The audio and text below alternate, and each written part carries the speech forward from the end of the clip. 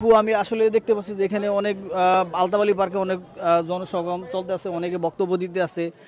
আপনি যদি আমাদের বলেন যে বাংলাদেশের কারেন্ট সিচুয়েশন আমাদের আসলে নেক্সট কি করা উচিত, যদি আমাদের অডিয়েন্সদের একটু বলেন। আসলে ভাইয়া, যেটা সত্যি কথা, আপনি একজন জার্নালিস্ট, সো আপনি আমার আমার কাছে মনে হয় আপনি আমার থেকে অনেক অনেক বেশি জ্ঞানী, নলেজেবল অ্যান্ড অনেক কিছু দেখছেন, জানেন।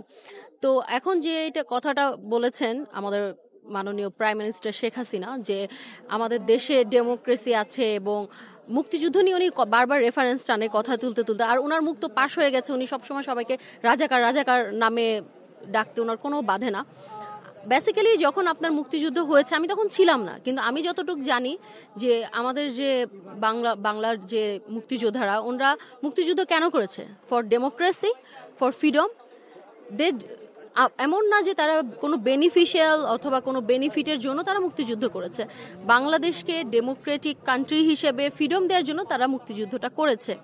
এবং আজকে আপনি যদি দেখেন, ওই টাইমে কিন্তু বঙ্গবন্ধু শেখ মুজিবুর রহমান মুক্তিযুদ্ধে নামেন নাই, এবং উনি জাস্ট নেতৃত্ব দিয়েছেন।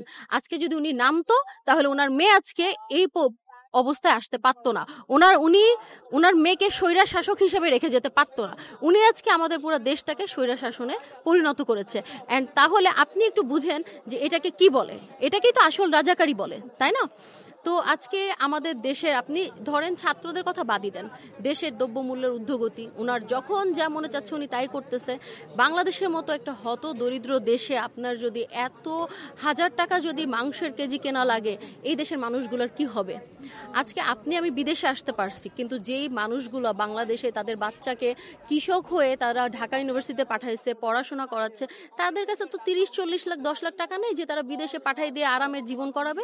তাদের কাছে কি আছে? যে শক্তি, তাদের কাছে 2 মুঠা ভাত দরকার, শুধু একটা সরকারি চাকরি দরকার, তাদের ফিউচারটা সিকিউর করার দরকার। তারা এই জন্য আন্দোলনে নামছে। এখানে তারা বলতেছে শিবির হেনতানো, শিবির হেনতানো না। আজকে শিবির বলেন, বিএনপির লোক বলেন, তারা নিজেদের বুক পেতে দিবে না। যুদ্ধতে কিন্তু শিবির অথবা আওয়ামী লীগের অথবা বিএনপির লোক নামে নাই, সাধারণ মানুষ নামছিল, শুধু তাদের অন্ন বস্ত্র অধিকারের জন্য। আজকে যে যুদ্ধটা হচ্ছে, এটা অন্ন বস্ত্র এবং ওই সার্বভৌমত্বের যুদ্ধ হচ্ছে। আপনি যখন আপনার আগেও যদি আপনি দেখেন, সড়ক দুর্ঘটনায় বহুত মানুষ, সড়ক আন্দোলনে বহুত ছাত্র জনতাকে সে মেরে ফেলছে। আপনি শিবিরের বলেন, বহুত এতিম বাচ্চাদের সে মেরে ফেলছে। কেউ কিছু বলে নাই, কোনো আইন হয় নাই, কোনো জাস্টিস হয় নাই, কিছু হয় নাই। আজকে সার্বভৌমত্ব রক্ষায় সে সেম কাজটা করতেছে। এখন আমরা বাঙালিরা, আমরা তো এখন দেশে যেয়ে যদি কিছু না করতে পারি, অ্যাটলিস্ট যেভাবে যে অবস্থায় তাদের সাপোর্ট করার দরকার সবার থেকে, আমাদের সব এখান থেকে যদি আমরা আমাদের প্রযুক্তিটাকে ঠিক করতে পারি, কারণ সে এটাকে আমাদের পুরো অন্ধ করে রাখছে। আমরা এখন টোটালি একদম ব্ল্যান্ড একটা সিচুয়েশনে আছি, দেশে কি হচ্ছে কিছুই জানি না।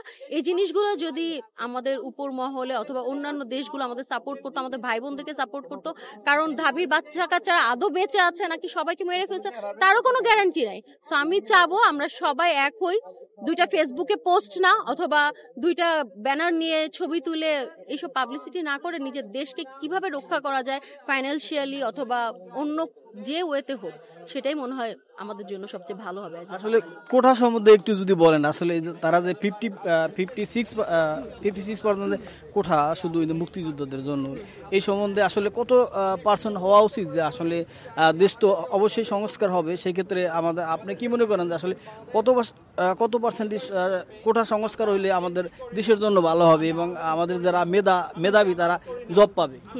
আচ্ছা, আমি আপনাকে একটা কথা বলি।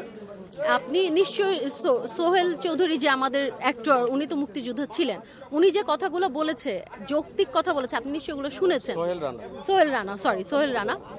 তো আমার হাজবেন্ড নিজে একজন মুক্তিযোদ্ধার সন্তান। আমার শ্বশুর ফ্রিডম ফাইটার ছিলেন। আমার হাজবেন্ডের এখন রানিং এজ 36-35। সো একজন মুক্তিযোদ্ধার সন্তানের এখন নর্মালি কখনোই পসিবল না যে সে কোনো সরকারি চাকরির জন্য অ্যাপ্লাই করবে। অ্যান্ড মুক্তিযোদ্ধার নাতিপুতির কথাও যদি বলেন, তাদেরও দিন শেষ হয়ে আসছে। হ্যাঁ, সো আমার হাজবেন্ড বলেন, আমার ভাসুর বলেন, তারা কিন্তু একজন ডক্টর, ইঞ্জিনিয়ার ইউকেতে। সো কেউ কিন্তু এখানে তারা কোনো কোটার বেনিফিট আমার শ্বশুরকে আমি দেখেছি যে উনি কখনোই কোটার থেকে, মানে উনি মুক্তিযুদ্ধ করেছে, উনি কোনো বেনিফিট পাবে, উনি কোনো কোটার থেকে বেনিফিট উনি ওনার জন্য পাবে সেটা আমি কখনো দেখিনি।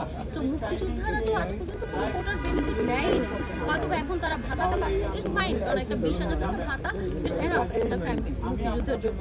আর আপনি যদি এখন বলেন যে তাদের সন্তানরা যদি না আপনার বেনিফিট না পায় কোটাতে, নাতিপতি কয়জন নাতিপতি আপনার অ্যাপ্লাই করতেছে, কয়জন নাতিপতি ওই লেভেলে আপনার মেধাবী হইতেছে যে তারা আপনার বিসিএস এর জন্য 65% মানে কাতারে এতগুলো মানুষ তারা মেধা কোটা যাবে, কারণ এত কোটা থাকা দরকার না, ইজ 1% 2% ইজ এনাফ।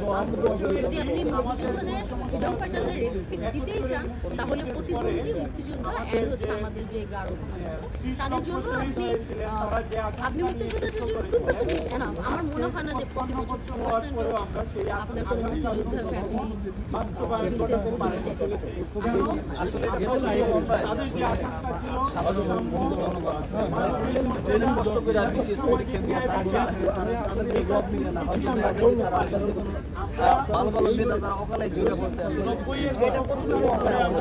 আমাদের যারা আছে তাদের আমি তো মনে করি এটা সম্পূর্ণই অনেক, কারণ আজকে আপনি যদি বাংলাদেশের স্ট্যাটিস্টিক দেখেন তাহলে দেখবেন যে বাংলাদেশে যে গভর্নমেন্ট যে জব এটার অবস্থা খুবই খারাপ। আপনি আপনার দাদা মামা খালু এরপরে টাকা সবকিছু মিলাই মেধা সবকিছু মিলে একটা জব নিতেছে। কয়জন মানুষের সম্ভব? এখনকার ম্যাক্সিমাম স্টুডেন্ট দেখেন আপনি তারা টাকা দিয়ে তারা বিদেশ চলে যাচ্ছে, তাদের সামর্থ্য আছে। আর যাদের সামর্থ্য নেই, আমি নিজে যখন বাংলাদেশে ছিলাম আমি দেখেছি একটা বিয়ে বাড়ি ছেলে সে সিএনজি চালাচ্ছে, কারণ তার দাদা মামা বলতেছে আমার দাদা মামা নেই, তাহলে কীভাবে চাকরি পাবে? তো আপনার যদি কোনো কিছু সংস্কার করা লাগে, আপনার যদি কোনো কিছু মানুষের জন্য দেশের মানুষের জন্য করা লাগে, কর্মসংস্থান তৈরি করেন। আপনি এই দেশের থেকে হাত পেতে নিয়ে আসেন, ওই দেশের থেকে ইঞ্জিনিয়ার নিয়ে আসেন, ওই দেশের থেকে আমাদের যে ইংল্যান্ডে আপনি দেখেন আমাদের এখানে বড় বড় পোস্ট আছে, আপনি ডক্টর ইঞ্জিনিয়ার এখানে সব কিছু নিয়ে এসে আমরা খুব ভালো করতেছে, ভালো বড় ডক্টর বলেন ইঞ্জিনিয়ার, এখানে কিন্তু বাঙালিরা। তো কেন আমাদের দেশে এই এই তরুণরা এই ট্যালেন্টগুলো কেন আমাদের দেশে ইউজ করা হচ্ছে না? কেন হচ্ছে না? কেন আমাদের চায়না থেকে আপনার ইঞ্জিনিয়ার নিয়ে আসা লাগে? দুদিন পরে আজকে আমাদের মাননীয় প্রধানমন্ত্রী শেখ হাসিনা যে অবস্থা করেছে, শিক্ষা মেরুদণ্ড বলে উনি শিক্ষাটাকে যেভাবে ভেঙে দিতেছে মেরুদণ্ডটাকে, আমি আপনাকে গ্যারান্টি বলতে পারি 10 বছর পরে কোনো গাধা ছাড়া কোনো শিক্ষিত লোক বাংলাদেশে জন্ম নিবে না। কারণ আপনি ক্লাস 2 একটা বাচ্চাকে আপনি অ্যাসাইনমেন্টের নামে মোবাইল ধরে দিতে বলতেছেন। আপনি ক্লাস 2 একটা বাচ্চাকে মোবাইল ধরে পড়াশোনা করবে না। আপনার স্কুলে আপনি যা দেখেন পড়াশোনা করতে কোনো জিনিস, তাহলে ইন ফিউচার তো আমাদের দেশ এমনি অন্ধকারে চলে যাচ্ছে। তো আপনি এগুলো না করে কিভাবে আপনার স্কুল কলেজ বাড়ানো যায়, কিভাবে আমাদের বেকারত্ব দূর করা যায়, আমার কর্মসংস্থান বাড়া যায়, সেখানে না ফোকাস করা যায়। বাট আপনি পড়ে আসেন কোটা নিয়ে, কিভাবে মানুষ মারা যাবে, কিভাবে মানুষকে মারা লাগবে, রাস্তাঘাট। আমার রাস্তাঘাট তো দরকার নাই ভাই, রাস্তাঘাট ছাড়া কি আগে দেশ চলে নাই?